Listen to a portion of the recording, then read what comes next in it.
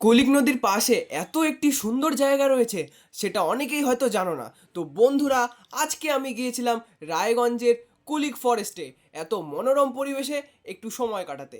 এখানে যাওয়ার জন্য তোমাদের ব্রিজটা পার করেই হাতের বাঁ দিকে সোজা চলে আসতে হবে এই রাস্তা দিয়ে।